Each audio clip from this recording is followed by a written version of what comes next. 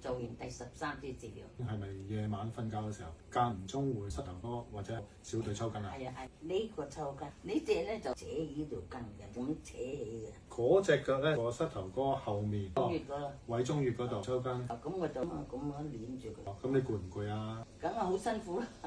教你一個保健啊，就唔使咁嘥力嘅。網上買支瓷叉，就揾張凳，個頭圓，佢會跣噶嘛。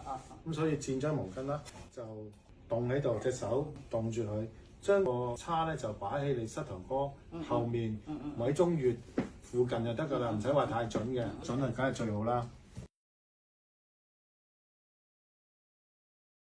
你可以睇啦，咁就慳力啦。睇到啦，支叉有磁力嘅，係咁咧，俾你受到嘅力搓下去。咁就算你冇抽筋咧，你夜晚臨瞓覺之前都可以做翻1-2分鐘就夠㗎啦。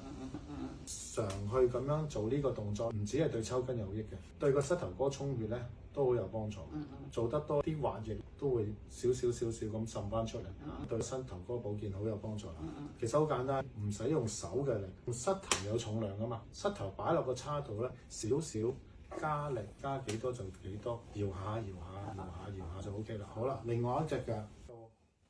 呢條筋佢成條筋扯起嘅，好緊嘅。呢條筋啊嘛，係咪？就屬於胃經嘅解溪穴。解溪穴啊。解溪，咁你可以就埋啲。就到自己舒服得。搖下，唔使大力嘅。我知道。佢有磁啊嘛。我知道防脈按摩都唔使大力。加2滴花生油或者橄欖油咧就得㗎啦。搖下，抽筋會冇咗，得唔得？知道得，我會啦。